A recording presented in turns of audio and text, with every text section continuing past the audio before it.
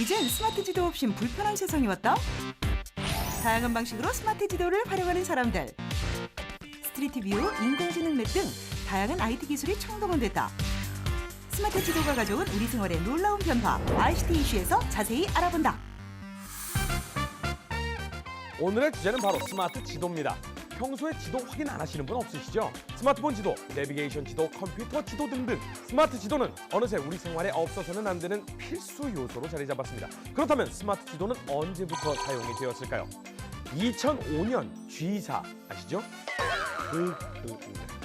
세계 최초 디지털 지도를 시작으로 국내 기업들도 앞다퉈서 고해상도 지도를 서비스하고 있는데요. 이제는 단순히 지역 정보만 제공하는 게 아니라 생생한 스트리트 뷰, 빅데이터 맵, 인공지능 맵 등 다양한 IT 기술이 총동원되고 있죠. ICT 이슈에서 알아봤습니다. 스마트 지도를 IT 시장에서는 과연 어떻게 활용하고 있을까요?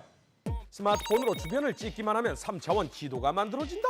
4개의 프로펠러를 지닌 쿼드롭터 5인치 스마트폰이 결합되어 있는데요. 단순히 평면이 아닌 주변 공간과 지형을 3차원으로 인식하는 신기술이 장착되었다고 하죠. 동작 추적 카메라 2대와 적외선 센서가 장착된 이 카메라로 미 항공우주국 나사는 우주정거장 전체를 탐사할 계획이라고 합니다. 3차원 우주 지도가 만들어지면 진짜 우주 여행을 할 수 있을까요? 신발이 진동으로 길을 알려준다고요? GPS 그리고 G사의 지도와 연동되어 있는 이 신발은요, 경로를 설정하면 꺾어야 할 때 그 방향에 해당되는 발에 왱 진동을 울려서 알려주는 시스템이라고 합니다. 또한 블루투스가 내장되어 있어서 스마트폰과 연동, 운동량 체크도 가능하고요. 이동 경로 변경도 수시로 할 수 있다네요. 자동 주차 시스템에도 3D 지도가 사용됩니다. B사에서 공개한 이 기술은요, 차량에 설치된 여러 카메라로 주변의 장애물을 인식, 컴퓨터가 보고 판단할 수 있게 3D 맵 지도를 만드는데요. 그리고 지속적으로 장애물이 있나 없나 판단하면서 주차를 하게 되는 거죠. 앞으로 다층식 주차장 건물 정보까지 합산해서 더 스마트한 자동 주차가 가능해진다니까요. 주차장 사고가 조금은 줄지 않을까 싶습니다. 그런데 마냥 좋은 것만은 아닌 것 같습니다. 이런 실감나는 지도 때문에 난감한 일을 겪는 분들도 많은데요. 아내와 금연을 약속했던 한 남자가 몰래 담배를 피우다 딱 걸렸다고 합니다. 바로 G사의 실감나는 스트리트 뷰 때문이라고 합니다. 사생활 침해도 문제가 있지만 어쨌든 리얼한 지도가 편리하고 신기한 것도 사실인 것 같은데요. 이제는 사람이 가기 힘든 절벽이나 높은 산 위, 이런 것도 3D 지도로 만들어진다고 하니까 기대해봐도 좋을 것 같습니다. 지금부터 전문가를 모시고 스마트 지도에 대해 더 자세히 이야기 나눠보도록 하겠습니다. IT 전문 기자 최호섭 기자님 나오셨습니다. 안녕하세요. 네, 안녕하세요. 세월이 가면 가슴이 터질 듯, 이런 얘기 많이 들으셨을 것 같습니다. 네, 제 노래방 가면 꼭 부릅니다. 스마트 지도, 요즘엔 이 서비스를 제공하지 않는 포털 사이트 거의 없다고 봐도 과언이 아닌데요. 왜 이렇게 지도 서비스를 다들 정말 목을 매서 덤벼드는 걸까요? 네, 지도 서비스는 이제 우리 생활에 없어서는 안 되는 필수 요소로 자리 잡았는데요. 지도 서비스들이 계속 이제 발전을 시도하는 이유는 역시 이제 서비스이기 때문에 그런데요. 지도 자체가 위치 정보를 갖고 있잖아요. 이 위치에 어떤 정보들이 있다라는 걸 보여주기 때문에 근처에 주변에 있는 뭐 음식점들이나 뭐 지리 정보들을 통해서 트래픽이 늘어나기도 하고 서비스에 대한 어떤 종속성이 좀 늘어나는 거죠. 그 지도를 한번 쓰기 시작하면은 떠나지 못하잖아요. 그렇죠. 네, 그런 목표들 때문에 점점 지도 서비스가 고도화되고 있습니다. 아무래도 지도를 사용할 때 가장 많이 사용하는 게 주변 시설 찾기 뭐 아닌가 싶어요. 그 뭐 주유소를 찾는다든지 편의점, 지하철역, 뭐 버스 뭐 이런 건데, 이런 거 외에도 뭐 특별한 서비스들이 좀 있나요? 가장 뭐 세계적으로 가장 좋은 지도 서비스라고 평가받는 거는 사실 G사의 지도거든요. 고글. 네. 네네. 네.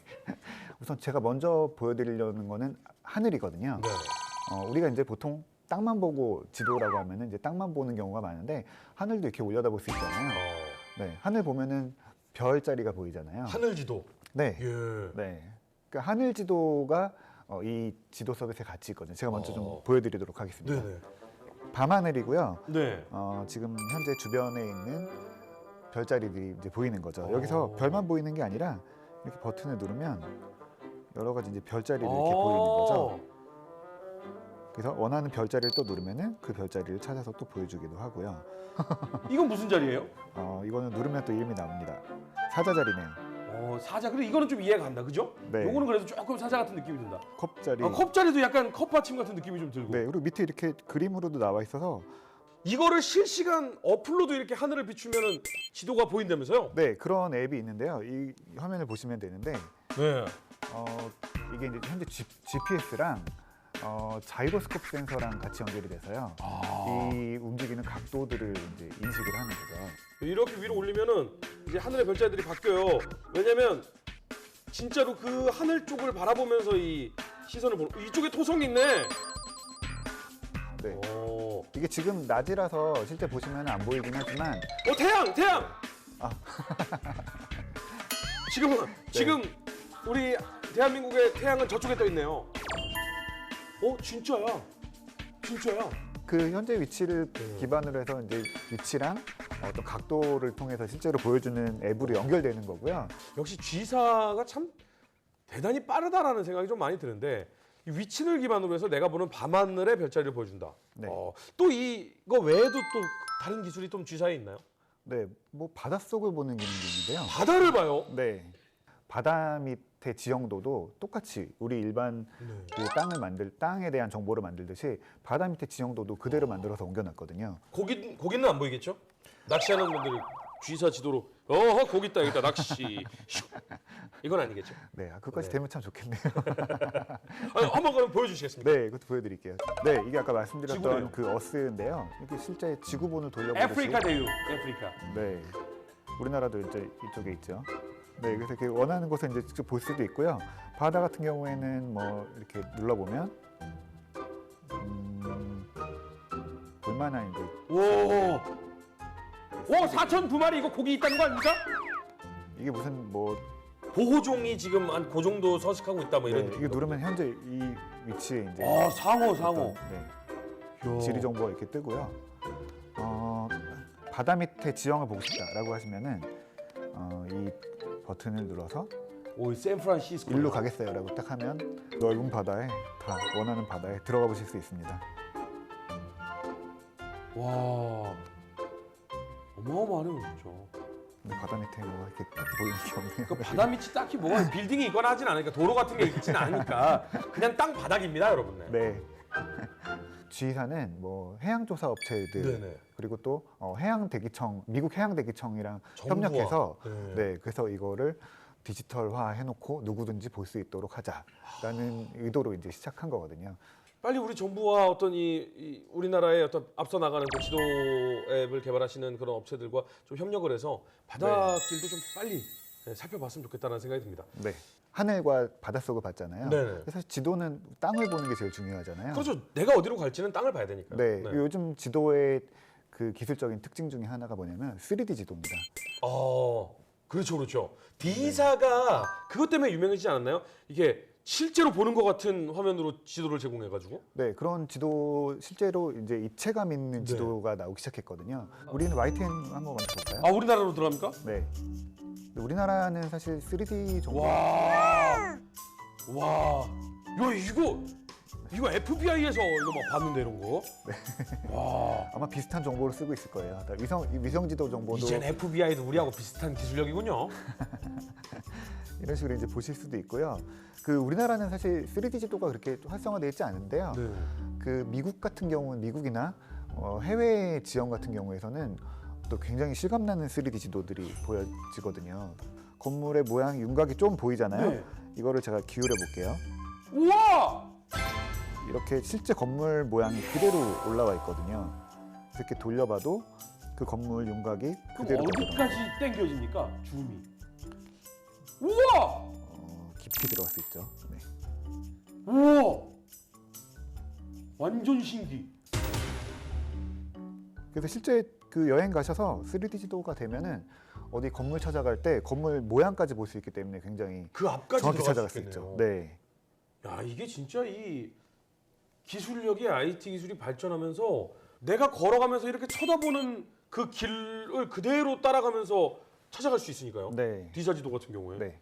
그래서 D사는 그런 실제로 길 찾아가는 사람들이 걸어다니면서 확인하는 용으로 정말 많이 쓰고 네. 그다음에 무슨 정보나 뭐 맛집이나 이런 것들은 N사의 지도를 많이 쓰고 두 개를 많이 쓰잖아요. 네, 두 개의 벽을 같이 쓸 수밖에 없게 되더라고요. 와 근데 이렇게 어떤 발전된 지도의 형태들을 보니까 네. 그냥 앉아 있는데도 이미 그곳에 간 것 같은 느낌이 들어요. 네. 저 방금 저 퇴근했다 다시 출근한 느낌이에요. 신기하네요. 약간 게임적인 요소가 포함되어 있는 건데요. 네. 제가 보여드리려는 게 비행 시뮬레이터. 비행기를 타고 마치 그 지역을 이렇게 보는 듯한 그런 거를 할 수 있는 거예요? 네. 와우. 좀 슬슬 한번 가볼게요. 어려워요, 근데 조절이. 이게 어디죠, 이 지역이? 아까 광명 쪽. 광명이군요. 네. 우리 동네네요. 가겠습니다. 또 이제 김기사, 허기사 출발합니다. 아마 저쪽이 개봉동 쪽이 아닌가. 네, 일단 좀 고도를 한번 낮춰볼게요. 제가 이제 어느 지역인지 한번 봐야 되니까 네. 고도를 한번 살짝 낮추면서 가도록 하겠습니다. 이거 어려워. 이 시간 많은데요, 우리 동네야. 와, 근데 쉽지 않아요, 여러분. 이런 이제 지도 콘텐츠를 가지고 네. 뭐 게임에 접목할 수도 있다는 사례가 될 수 있을 것 같기도 네. 하고요. 네. 사실 이 G사는 디지털 지도의 세계 표준으로 자리 잡고 맞아요. 있거든요. 네. 그래서 이 지도는 매달 월간 사용자도 한 10억 명을 넘을 정도고요. 뭐 200만 개 넘는 웹사이트에 이 지도 정보가 채택이 돼서 지도 정보를 그 사이트에서만 볼 수 있는 게 아니라 다른 사이트에서도 볼 수 있거든요. 또 2차원 지도를 3차원 지도로 바꾸는 기술이 요즘에 계속 추가되면서 네. 디지털 지도에 대한 인식이 좀 변화를 가져왔기 때문에 계속 인기를 얻고 있는 게 아닐까 싶습니다. 좀 네. 특수한 기능 이런 거 없습니까? 우리나라 정보를 가장 잘 알고 있는 게 네. 사실 우리나라 지도 회사들이잖아요. 네. 지도 앱에서 목적지 검색과 함께 바로 주차장도 예약할 수 있거든요. 지도 앱에서 주차장을 예약을 한다고요? 네. 정말 편하겠네. 서울에서 주차하기 정말 하늘의 별따기거든요. 네. 정말 이 많이 이렇게 좀 몰려 있는 지역은 특히나 힘들고요. 네. 그러면 자리가 있는지 없는지도 가서 직접 물어봐야 돼요. 네. 근데 이걸 한 번에 예약이 된다고요? 네. 한번 보여주시겠습니까? 네. 종각에 한번 가볼게요. 와 그래요. 종로 쪽, 사대문 안쪽. 네. 종각역 주변에 주차장 12월 찾아볼게요. 31일 날 여기 미리 예약할까? 종각에 일단 주차장 들어가면 주차장이 쭉 뜨네. 네. 여기 이제 주차장 정보를 딱 네. 눌러보시면은 여기 탑골공 바로 옆에. 여기 어딘지 알 것 같아요. 네. 여기 바로 이제 주차장 예약하기가 뜨거든요. 이게 이제 어떤 스타트업과 제휴를 해서 주차 정보를 전문으로 서비스하는 회사인데요. 같이 이제 지도 서비스와 같이 이제 서비스를 해서 오후 3시 30분부터 네. 6시간 예약하는 네. 예약 주차 요금 10,000원. 10,000원이면 6시간 대놓을 수 있다는 거죠. 진짜요? 네. 저렴하기도 하죠. 10,000원에 6시간? 네. 엄청 싸네. 뭐 사진도 같이 보실 수도 있고요. 여기서 내리면 이제 주변에 이러이러한 곳에 갈 수 있다라는. 네. 청계천이고요. 네. 그래서 지도 자체가 어떤 특정 정보에만 접근하는 게 아니라 그 주변에 얽힌 종합 정보가 되는 거죠. 신기하네요.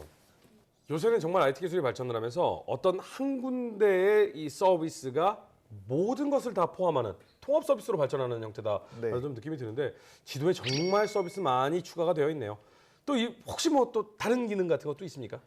한 300여 개 넘는 시설에 실내 제도 같은 것들도 지금 바로 보실 수 있습니다. 야 실내에서도 내비게이션을 쓰는 거네요. 그러니까 한마디로. 네. 와. 남자분들 많이 공감하실 텐데 뭐 여자친구랑 같이 있을 때 길 물어보기 참 창피하잖아요. 맞아요. 어디 가는지 모르고 막 우왕좌왕 헤매고 이러면 여성분이 막 자기가 어딘지 잘 몰라 막 이러면 삐질 막 이렇게. 예.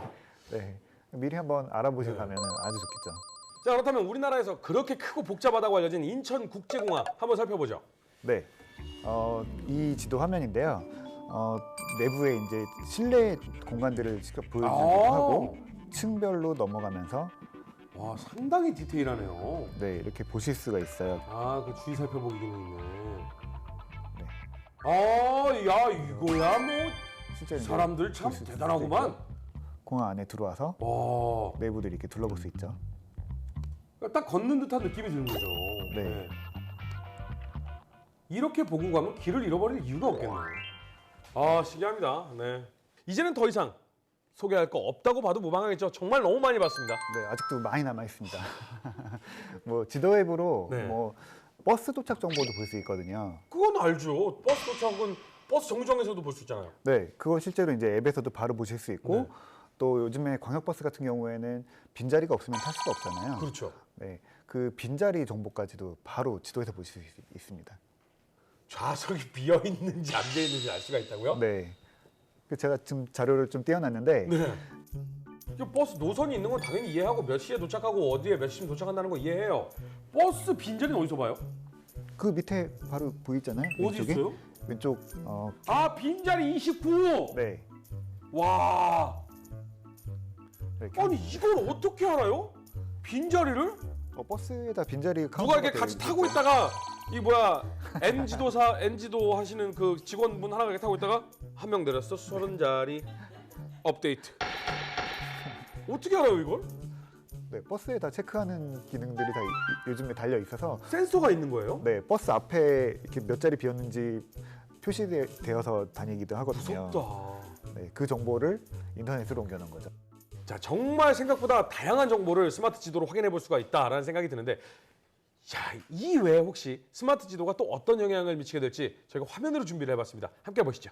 야, 이거 정말 위험천만한 순간인데 자전거 사고 정말 위험하죠. 네, 맞습니다. 이런 데이터들을 분석해서 자전거 사고가 많이 나는 지역을 지도로 한번 표시해 봤는데요. 사고 다발 구역에서 일어난 사고 가운데 한 60% 정도는 이렇게 교차로 부근에서 일어났다는 걸 알 수 있잖아요. 아, 지도로 분석해서 보니까 이해하기가 좀 쉬운데요. 이것도 어떤 지도 서비스입니까? 안전한 귀가 등을 위해서 특정 지역의 범죄나 또 사고 발생 빈도를 알려주는 생활안전지도 서비스입니다.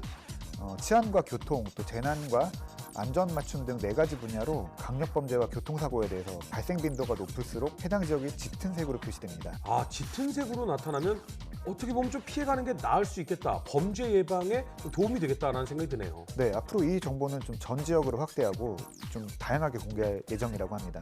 네, 화재 현장에서도 스마트 지도를 활용하면 좀 어떨까요? 화재 같은 재난 현장 상황에서 신속하게 대처할 수 있도록 소방안전 지도가 활용된다고 하는데요. 건물별 현황, 또 사고 지역 주변 사진, 도로 폭이나 소방용수 위치 같은 정보가 포함되어 있어서요. 지도로 미리 정보를 확인할 수 있어서 화재에 대해서 빠른 대처가 가능하다고 합니다. 어떻게 진입할지 변수는 없는지 예측 가능한 현장 활동을 할 수가 있겠군요. 스마트 지도 생각보다 참 다양한 분야에 유용하게 활용이 되고 있는 것 같습니다. 정말 상상 초월하는 이 스마트 지도에 관련된 얘기를 쭉 해봤는데, 기자님은 개인적으로 스마트 지도 어디까지 발전할 것 같다, 이게 예상을 한다면 어디까지 갈 것 같습니까? 3D 지도 같은 것들, 아까 네. 말씀드렸던 3D 지도가 조금 더 고도화되면서 현장에 가지 않아도 실제 간 것처럼 느낄 수 네. 있는 것도 또 있고요. 요즘에 O2O 같은 서비스들이 계속 뜨고 있는데 맞습니다. 온라인과 오프라인의 접목, 이런 것들이 결국에는 가장 중요한 부분들은 위치 정보랑 결합되고 있거든요. 그래서 점점 이제 O2O 기능들이 지도에 많이 접목될 것 같습니다. 내가 이 스마트폰을 딱 들고 있으면 내 위치가 정확하게 어디 위치에 몇 층에 어디에 있는지 딱 보인다는 거 아니에요. 근데 영화 같은 데 보면 딱 그 위치에다 대고 저격을 딱. 아무튼 IT의 발전은 장단점이 항상 있는 것 같습니다. 오늘 좋은 말씀 다시 한번 감사하는 말씀드리겠습니다. 감사합니다. 네. 감사합니다.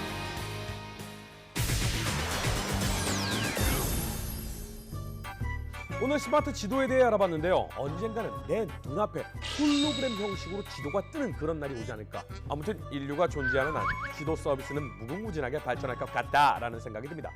허준의 수다와 함께하는 신개념 IT 매거진 ICT 이슈, 다음 주에도 다시 찾아오겠습니다. 감사합니다. 맛집을 검색해서 그럼 지도를 찾아야지.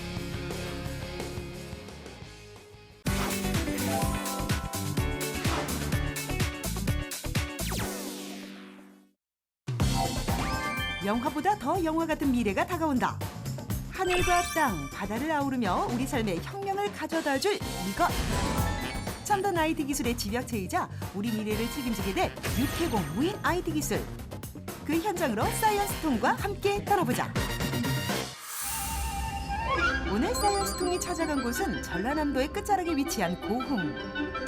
광활한 활주로가 반겨주는 이곳은 고흥 항공센터. 허벌판에서 어리둥절해하며 등장하는 주원 씨. 피디님, 여기 활주로를 왜 온 거예요? 우리 그럼 드디어 해외 특집 하는 거예요? 아니 왜 특집 아닌데요? 그러면 여기 왜 왔어요? 비행기 보러 왔죠. 아니 비행기는 가까운 김포공항 가면 되지 왜 고흥까지 왜 데리고 왔어요? 여기서만 볼 수 있는 특별한 비행기가 있대요. 얼마나 특별하길래? 오늘의 첫 번째 주인공을 찾아 비행기 경락고로 이동해 보는데 뭐지? 여기 되게 특이한 비행기들이 많이 있어요. 첨단 항공 기술을 연구하는 곳답게 입구에서부터 주원 씨를 사로잡은 한 대의 비행기가 있었으니 여기가 되게 특이하게 생겼어요. 딱 봐도 범상찮게 생긴 이 비행기의 정체는 되게 특이해 보이는데 어떤 비행기인가요? 이 비행기가 틸트로터 무인 항공기라고 하는 건데요. 이렇게 이륙할 때는 수직으로 뜨고요. 헬리콥터처럼 날아갈 때는 저 회전 날개를 앞으로 기울여 가지고 비행기처럼 빨리 날아갈 수 있는 그런 항공기입니다. 첨단 항공 기술의 신세계 틸트로터. 기울어지는 날개라는 의미로 헬리콥터와 고정익기의 장점을 결합. 우리나라에서 세계 두 번째로 원천 기술을 개발했을 뿐만 아니라 무인기를 접목한 사례로는 세계 최초라는데 한국우주항공연구원에서 국내 순수 기술로 제작. 현재 상용화를 위해 기존 크기에서 60%로 축소된 무인기까지 개발했다고. 멀리 뭐 50km, 100km 떨어진 지점에 가서 사진 촬영을 한다든가 아니면 재난 상황을 모니터링해서 무선 통신을 통해서 지상으로 보내준다든가 그런 역할을 하는. 사전 점검을 마친 뒤 비행을 위해 무인 틸트로터를 이끌고 활주로 한가운데로 이동. 활주로 옆에 위치한 지상 관제소에선 무인 틸트로터의 이륙을 위해 날씨나 이동 경로, 통신 상태 등을 꼼꼼히 점검하고 있었는데 준비 완료. 무인 항공기는 다 무선 통신을 통해서 제어도 하고 그다음에 항공기 상태를 지상에서 볼 수도 있고 그다음에 각종 뭐 일을 시킬 수도 있고 그런 역할을 합니다. 4시간이 넘는 사전 작업을 끝내고 드디어 세계적인 첨단 항공 기술이 우리의 눈앞에서 실현되려고 하는데 그 순간 멋지게 수직 이륙에 성공하는 대한민국표 스마트 무인기 무인 틸트로터. 프로펠러가 만들어내는 양력을 이용해 힘차게 하늘로 솟아오르기 시작하는데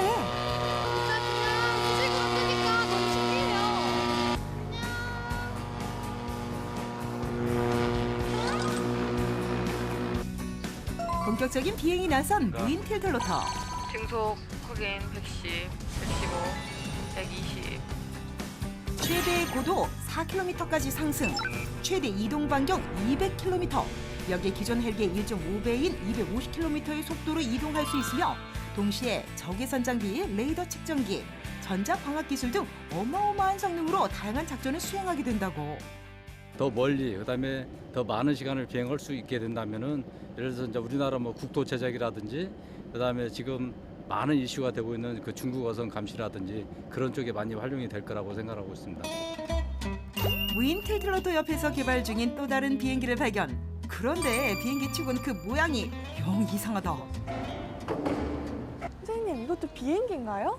네, 좀 너무 크기 때문에 지금 잘 전체적으로 못 봐서 그런데 위에 올라가서 내려다보면 동체, 날개, 꼬리 날개 한눈에 보실 수 있으실 거예요. 말이 끝나기 무섭게 2층으로 올라가는 주한 씨. 저 이런 비행기 처음 봐요. 되게 멋있다. 어머나, 위에서 보니 정말 제대로 된 비행기가 맞다.